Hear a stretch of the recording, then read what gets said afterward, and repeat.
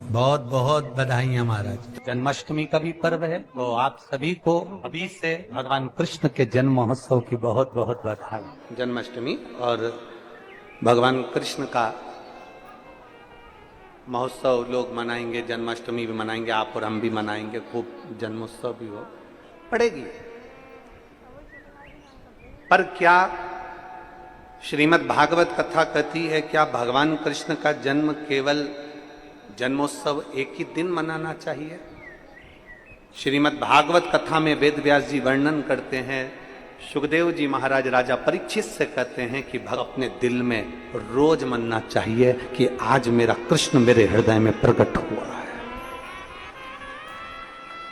आज मेरा कृष्ण मेरे हृदय में प्रकट हुआ है, आज मेरा कृष्ण मेरे नगर में प्रकट हुआ है, आज मेरा कृष्ण मेरी रोमावली में प्रकट हुआ है, आज मेरा कृष्ण मेरी चित्तवृत्ति में प्रकट हुआ है, आज मेरा कृष्ण मेरे नयनों में प्रकट हुआ है, आज मेरा कृष्ण मेरी श्रवण शक्ति में प्रकट हुआ है, आज मेरा कृष्ण मेरी श्वासों में प्रकट हुआ है, आज मेरा कृष्ण मेरे हृदय में, मेरे चित्त में, मेरी वृत्ति में प्रकट हुआ। केवल साल में एक दिन भगवान कृष्ण का जन्मोत्सव नहीं, रोज प्रतिदिन अपने भीतर भगवान के प्रागट्य का जन्मोत्सव होना चाहिए। उसी तरह लोग कहते हैं कि सावन का महीना है तो मुझे मंदिर जाना है, सावन का महीना है तो मुझे त्रिपुंड लगाना है, सावन का महीना है तो मुझे शंकर का गुणगान करना है। ना, प्रतिदिन, प्रत्येक घड़ी, प्रत्येक पल, प्रत्येक क्षण भगवान शिव को समर्पित होना चाहिए, प्रत्येक पल। तो शास्त्र कह रहा है कभी भी मंदिर में, यहाँ तक शास्त्र कहता है आपके घर में आप भगवान का दर्शन कर रहे हो तो भगवान का दर्शन करते समय में भी आपके नेत्र बंद नहीं होना चाहिए, नैन मिलाइए। आपको पहले भी कथा में 5 दर्शन का है। कितने दर्शन? 5। पहला दर्शन है भगवान के चरण का, दूसरा दर्शन है भगवान की नाभि का, तीसरा दर्शन है भगवान के वक्षस्थल का, चौथा दर्शन है भगवान की शिखा का, और 5वां दर्शन है भगवान के नयन का। ये 5 दर्शन है। इन 5 दर्शन में सबसे पहला दर्शन है भगवान के, जम के बोलिए, चरण का।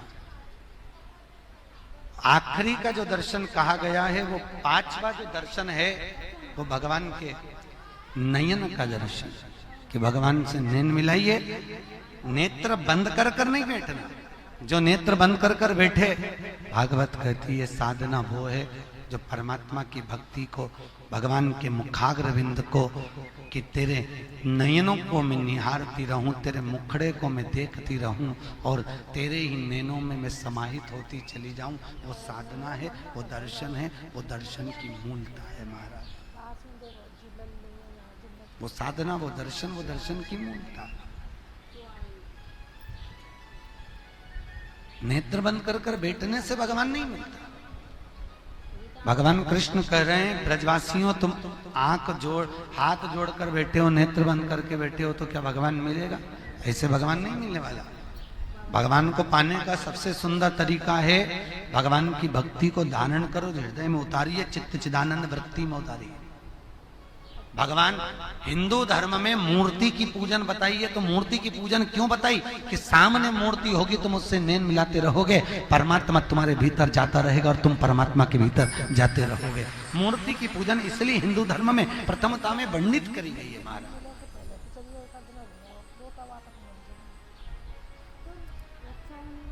मूर्ति की पूजन का इसलिए क्रम कहा गया कि भगवान के सामने बैठो।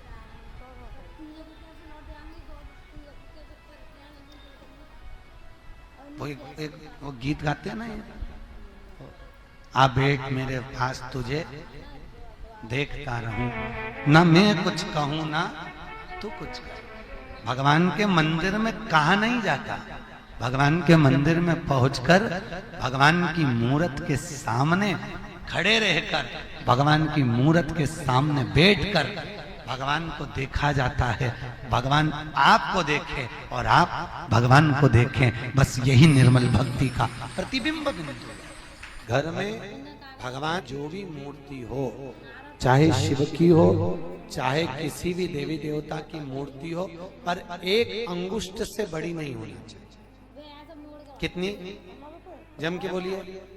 जैसे ये जमीन से बस इस अंगूठे को खड़ा कर लो, इससे बड़ी मूर्ति घर में नहीं हो।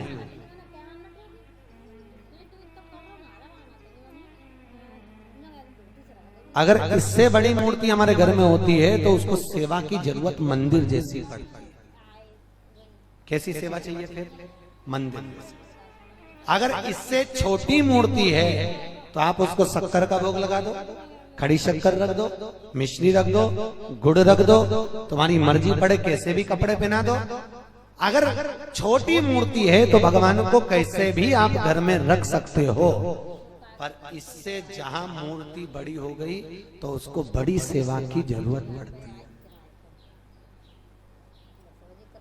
और हमेशा याद रखो, शिवलिंग घर में जो शंकर भगवान का शिवलिंग होता है वो कभी पोला नहीं होना चाहिए। वैसे तो हिंदू धर्म की शास्त्र रीति कहती है कि घर में कोई भी मूर्ति पोली नहीं होना चाहिए, किसी भी मूर्ति को पोला नहीं होना। लक्ष्मी जी हो तो ठोस हो, गणेश जी हो तो ठोस हो, देवी देवता, लड्डू गोपाल, कृष्ण, राम, सीता, कुछ भी तुम्हारे घर में हो तो वो पोले नहीं होना, अंदर से खाली नहीं होना चाहिए। जो मूर्ति घर में पोली होती है उसके घर में 1 रुपए कमाओ 1.25 रुपए खर्च वाला काम चलता रहता है, कभी जिंदगी में पैसा नहीं जोड़ता। घर पोला की पोला ही रहता है, कितना भी तुम कमा कमा कर लाओगे तो भी घर में दिखेगा। और किसी किसी के घर में अगर मूर्तियां अगर ठोस है, मूर्ति अंदर से अगर भरी हुई है तो अगर 2 रुपए भी कमाएगा तो घर में बचत दिखेगी। और अगर घर में मूर्ति पोली है तो कितना भी कमाएगा वो खाली की खाली ही दिखेगी। कई लोग कहते हैं महाराज जी हमारे घर में बरकत नहीं दिखती है, मेरा पति कमाता, बेटा कमाता, बड़ा बेटा कमाता, खूब कमाता, पर घर में पैसा नहीं दिखता, घर में पैसा नहीं टिकता। तो टिके कहां से? जरूर तेरी तिजोरी में, जरूर तेरी पूजन में कोई लक्ष्मी जी की मूर्ति या गणेश जी की मूर्ति या किसी देवता की मूर्ति पोली होगी, इसलिए घर में लक्ष्मी टिक नहीं रहेगी, घर में पैसा बना। मूर्ति ठोस। कैसी मूर्ति होना चाहिए? जम के बोलिए, ठोस, पोली नहीं होना चाहिए। तो महाराज पोली मूर्ति का क्या करें? तो कुछ मत करो, मेन लाओ बाजार से, राल लाओ या मेन लाओ, कुछ भी मेन लाकर, मोम लाकर, वो मोम नहीं होता, उस मोम को पिघलाकर उस मूर्ति के अंदर भर दो। पर मूर्ति ये नहीं कि अपने को पोली है तो घर से बाहर निकाले, उसको ठोस करो, उसको ठोस। अगर मूर्ति पोली रहती है तो 2 क्रम होते हैं, एक तो लक्ष्मी नहीं टिकती, दूसरी घर में कोई ना कोई व्यक्ति एक ना एक बीमार पड़ा ही रहता है। एक ठीक होगा दूसरा बीमार पड़ेगा, दूसरा ठीक हुआ तीसरा बीमार पड़ेगा। मतलब डॉक्टर में कहीं ना कहीं किसी ना किसी रूप में हफ्ते में, महीने भर में पैसा जाना है, जाएगा, रुकेगा। शास्त्र कहता है अरबों खरबों राधा जी की सुंदरता को इकट्ठा करो और उसकी सुंदरता का चूरा बना के पुतला बना दो। इतना कृष्ण मेरा सुंदर था, इतना सुंदर मेरा ठाकुर था, इतना सुंदर, जो देखता स्तुप्त हो जाता।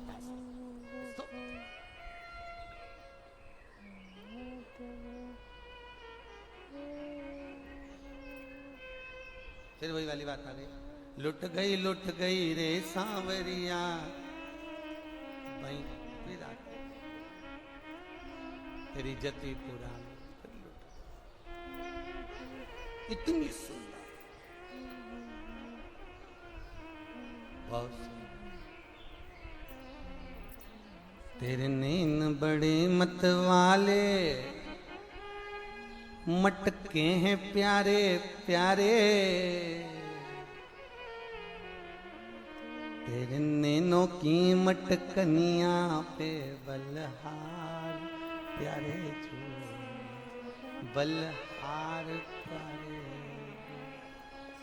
तेरे बाल बड़े घुंघराले जैसे बादल काले काले, तेरे केशों की उलझनिया पे बलहार। लोग कहते हैं भगवान दुबले पतले थे, दुबले पतले नहीं थे, कपड़े तो सिले हुए पहनता ही नहीं था। मैया ने नीचे एक झबला ऐसा बनाया था जिसमें नीचे सोने की चेन लटकती थी, उसमें घुंघरू लटकते थे, और जंगा छोटी छोटी ऐसी मोटी मोटी, पाँव में कड़ला, हाथ में सुंदर काले मोती और सोने के मोती की पहुंची, गले में माला, बड़ा बड़ा आंख, आंख में भी सुरमा, सुरमा में भी एक आंख का सुरमा पूरा बिल्ला जैसा, एक सही रहता था, एक हमेशा बिगाड़ लेता था, रोता था तो एक ही मलता था, बिल्ला जैसा हो जाता। चुटैया, चुटैया में मोती लटक रहा है, मोती को पकड़ के मुंह में ले लिया और किसी ने कहा कन्हैया भाग, और ऐसा ठुम ठुम ठुम ठुम भागे जहां लुढ़क जाए तो कहीं गाय अपने बछड़े को दूध पिला रही हो वहीं जाके छुप जाए, और गाय के बछड़े को चिमटी खोड़ के भगा दे और खुद थन को मुंह में लेके चूसता रहे, और इसका भाई इसको ढूंढता रहे गया कहाँ, मालूम पड़े गैया के नीचे सो रिया, दो ने हाथ पकड़े, दो ने पांव पकड़े, टामाटोली कारी, आलकी की पालकी, जय कन्हैया लाल की। ब्रह्मा जी मन में सोच रहे ये देवता ओंधा लटका है, शुद्धता है।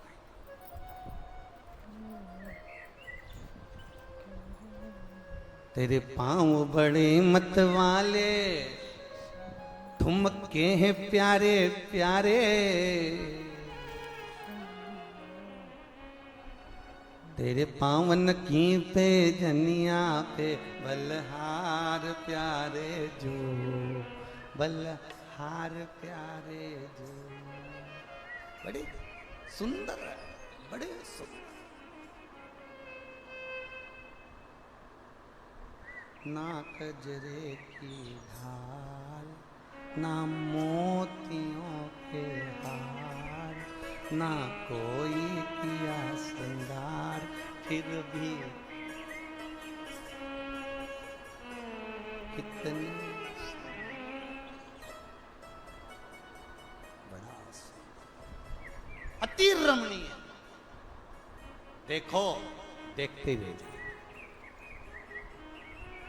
माँ के बिहारी मंदिर कौन कौन गया वृंदावन के? कभी एकादशी पे गए हो माँ?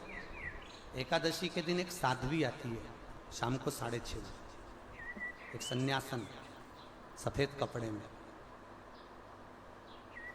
वो पूरे महीने में केवल 2 बार एकादशी पे दिखती है।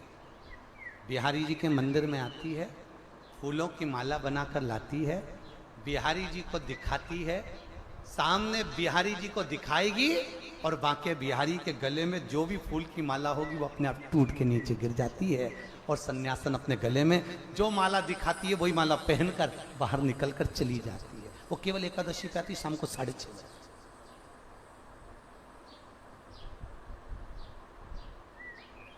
अब क्यों टूट रही माला? क्योंकि भगवान को जो सन्यासन निहार रही है वो भगवान को देखकर कुछ तो टोना मार कर जा रही है। अरे कौन सी न मार दौरी टोना, मेरो मचले शाम सलोना, दूध न पीवे का ना दैया न खावे, नित नित मचले शाम सलोना, कौन सी न मार दौरी। कौन? भगवान की प्रीति में।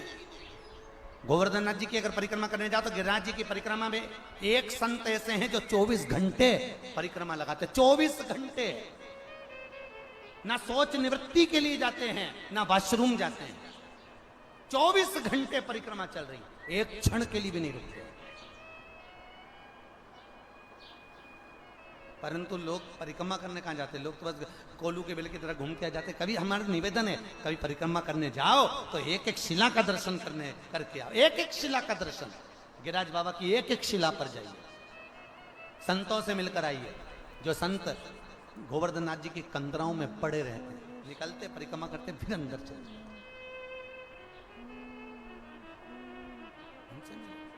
अब सब हाथ जोड़कर बैठे हैं। गोवर्धन नाथ जी प्रकट कहां हुए? नहीं हुए प्रकट, हुए ही नहीं। इतने में ब्रजवासी बोले इंद्र होते तो आ जाते। भगवान कृष्ण ने हाथ जोड़ के कहा बाबा प्रकट हो जा। कन्हैया जी स्वयं विनती कर रहे हैं। कन्हैया का ही एक अवतार पर्वत में से प्रकट हो गया, हजारों हाथ कर कर खाने लगा। जब हजारों हाथ कर कर खाने लगे तो ब्रजवासी आपस में सोचे बताओ ये तो पूरा ही खजा है वो, फिर अपन क्या खाएंगे?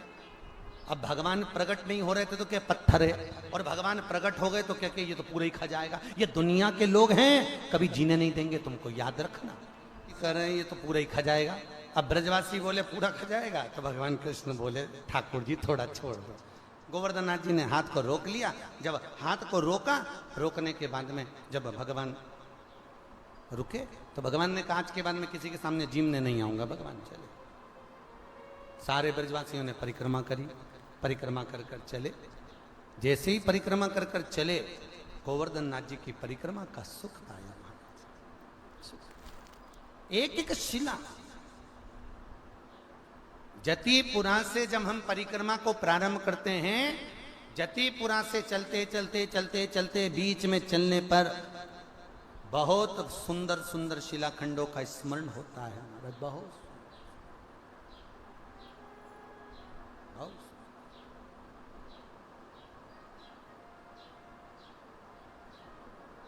और आपका जो भाव है वो गोवर्धन नाथ जी के प्रति समर्पित कर परिक्रमा जब भी करो, बड़ी अलमस्ती में धीरे धीरे गिरिराज जी का स्मरण करते करो।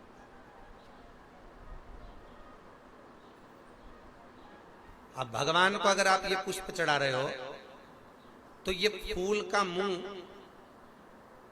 आपकी ओर चढ़ाते हो कि भगवान की ओर चढ़ाते हो? सत्य बोलना। देखो हमारे सामने झूठ मत बोलियो, नहीं तो अभी तो कह दो तुम कि ये फूल का मुंह हम भगवान के साइड रख देते हैं और घर पे जब भी चढ़ाती होगी तो भगवान अगर ऐसे बैठे हैं तो फूल उनके सामने रखती होगी। ऐसा बिल्कुल डिजाइन में, डेकोरेशन में ऐसा भगवान के साथ, भगवान के चारों तरफ सब फूल जमाए। बोलो सही है कि गलत है? और डंडी का मुंह किस साइड होता है? भगवान की ओर। फूल का मुंह किस साइड होता है? तुम्हारी ओर। अब फूल किसी को देते हैं तो फूल का मुख देने वाले की ओर होना चाहिए कि नहीं होना चाहिए? पर अभी तक आप जितनी बार भी भगवान को पुष्प समर्पित करी हो, जितनी बार भी तुमने फूल दिया, वो सारा फूल तुमने अपने आप को दिया। भगवान को तो डंडी पकड़ाई।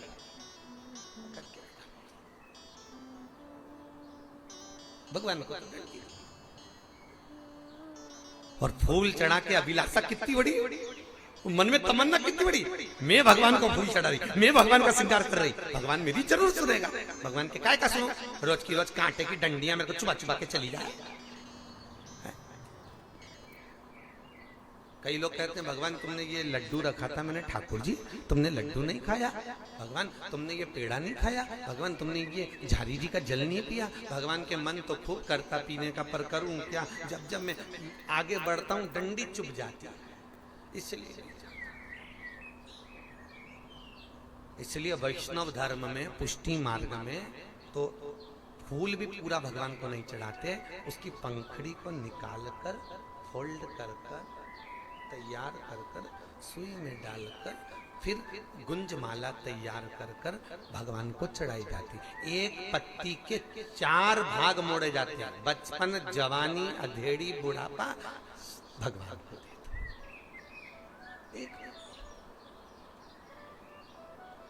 फूल कैसे चढ़ाना चाहिए समझ में आ गया? अब तो गड़बड़ नहीं करोगे। अब जो हो गया हो जान दो, कोई दिक्कत की बात नहीं। हो गया समर्पण हो, अपने लिए नहीं, भगवान के लिए। पूरे देवताओं के मंदिर में हमने देखा, तुम कहीं पे भी चले जाओ, किसी भी देवी देवता के मंदिर चले जाओ, वहां पे जो भी फूल चढ़ा मिलेगा वो भगवान के सामने ऐसा जमा हुआ मिलेगा। भगवान की ओर मुंह नहीं। फूल का मुंह किसकी साइड है? आपकी साइड। डंडी का मुंह भगवान। जो अब किसी भी मंदिर में, किसी भी देवालय में, कहीं पर भी जाकर देखिए, आपको वो फूल की डंडी का मुंह और फूल सामने। समर्पण क्या? समर्पण क्या है? पुष्प भगवान की ओर हो, और भगवान की ओर हो तो भगवान को फूल क्यों दिया जाता है मालूम है आपको? अरे बोलो तो जम के मालूम है? क्योंकि हम अपने दिल की बात भगवान से नहीं कह सकते। तो ये फूल जब हम भगवान को देते हैं तो भगवान से वो पुष्प कहता है, भगवान से पुष्प कहता है, प्रभु इसने आपके चरणों में मुझे समर्पित किया। ध्यान देना, सारे देवी देवताओं को जो फूल चढ़ता है उसका मुंह इधर, पर केवल एक देवाधिदेव महादेवी ये कैसे होते हैं जिनको बेलपत्री जो चढ़ती है वो भी उल्टी चढ़ती है। कई लोगों के मन में प्रश्न है कि शंकर को बेलपत्री उल्टी क्यों चढ़ती है? क्योंकि शंकर के समर्पण, शिव का समर्पण, बेलपत्री सीधी चढ़ाएंगे तो शिव स्वीकार नहीं कर सकता। उसी तरह तुम फूल पूरी जिंदगी डंडी का मुंह भगवान की साइड करो, ठाकुर जी की साइड करो, फूल का मुंह तुम्हारी साइड करो, तुम 1 लाख भी फूल चढ़ा दोगे तो भी भगवान स्वीकार नहीं कर सकता। 1 लाख भी चढ़ा तो भी स्वीकार नहीं। तुम्हारी तो पूरी जिंदगी हो गई ऐसा चढ़ाता चढ़ाता, कभी मिला? कभी। अब एक बार शिव पुराण का प्रैक्टिकल कर, 15 दिन में रिजल्ट तुम्हारे सामने, क्योंकि तुमने उसको फूल दिया है, वो भी बहुत कुछ देगा। अभी तक डंडी दी थी इसलिए वो भी हर जगह पर डंडी ही टिका देता। कल पुष्प,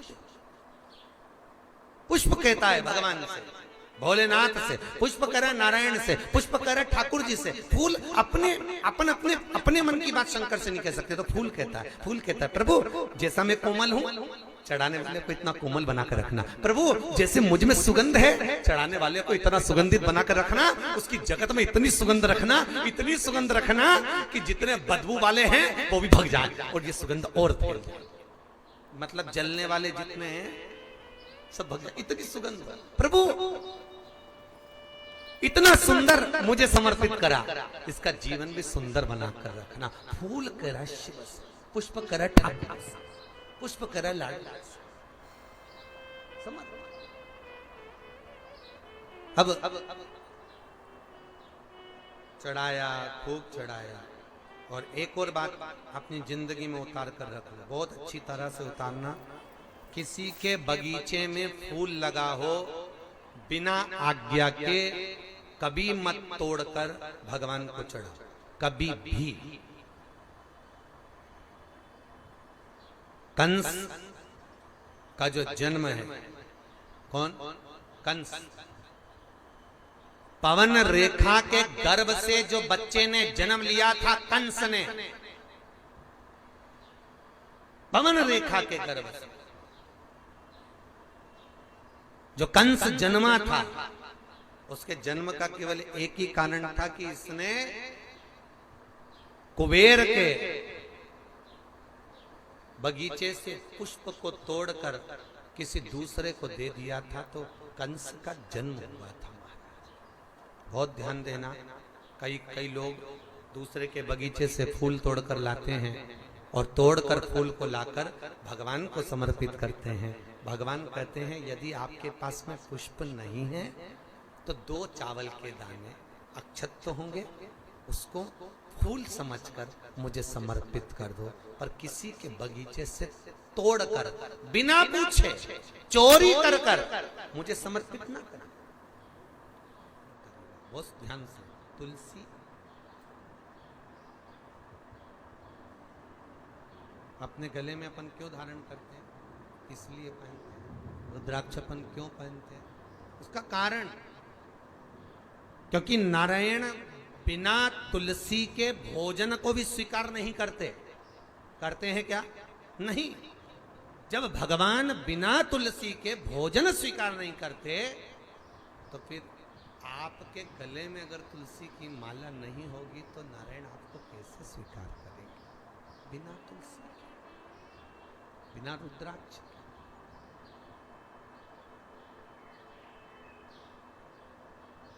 कौन सा चंदन है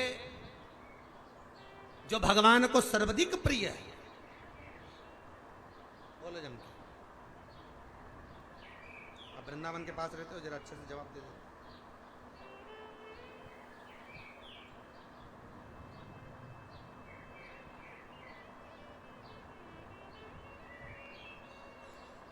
बोलते जाओ जरा जल्दी। कौन सा चंदन है जो भगवान को अति प्रिय है और जिस चंदन को 2 महीना तक व्यक्ति अगर भगवान के मस्तक पर लगाता है और स्वतः मस्तक पर लगाता है तो भगवान उसको 2 महीने के अंदर एक बार गले लगाने के लिए जरूर आते हैं। उसके जीवन काल में नारायण ठाकुर उसको गले लगाने आए। कौन सा है वो पीछे और बोलो जी आगरा वाले। वो कौन सा चंदन है जो भगवान को लगाने पर भगवान और भक्त दोनों मिल जाते हैं? वो है हरी चंदन। कौन सा चंदन है? हरी चंदन। हरी चंदन कैसे बनाया जाता है? जरा सी कुंकू या हल्दी पाट पर डालकर तुलसी की लकड़ी से घिस कर पानी डालकर, चंदन नहीं, काय की लकड़ी?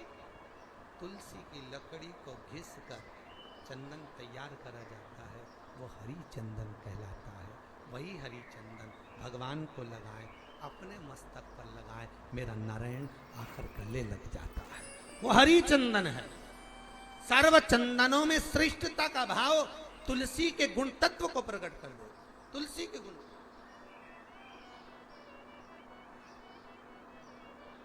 हरी चंदन।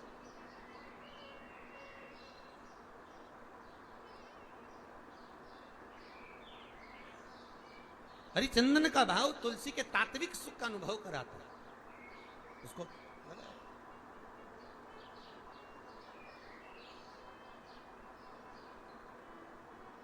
महाराज भगवान नारायण को लगाया गया वो हरिचंदन सुख का मूल स्थापित करता है। हम तो कहते हैं कार्तिक महीने में लगाना चाहिए। आपको भी मौका लगे आप घिसिए, लगाइए, भगवान को भी लगा, स्वतः भी लगा। कार्तिक में नहीं लगा सकते, अभी लगाओ, कह जाता है। कई जगह बड़ा विचित्र काम होता है कि कोई मर जाता है तो तुलसी की लकड़ी उसके पीछे पीछे लेके जाते, शमशान में ले जाके तुलसी को सिर के पास रख के आग लगाते। निवेदन है तुलसी का सही उपयोग मरने के बाद नहीं है, तुलसी का सही उपयोग जीते। जैसे आज के जमाने में लोग मरते हैं तो गीता जी का पाठ कराते, पहले लोग गरुड़ पुराण कराते, आजकल गीता कराते। कहाँ लिखा गीता? मरने के बाद गीता पढ़ने का विषय नहीं है, सोते हुए मन को जगाने के लिए गीता को पढ़ा जाता है। मरने के बाद मृत्यु की सैया पे से नहीं उठा।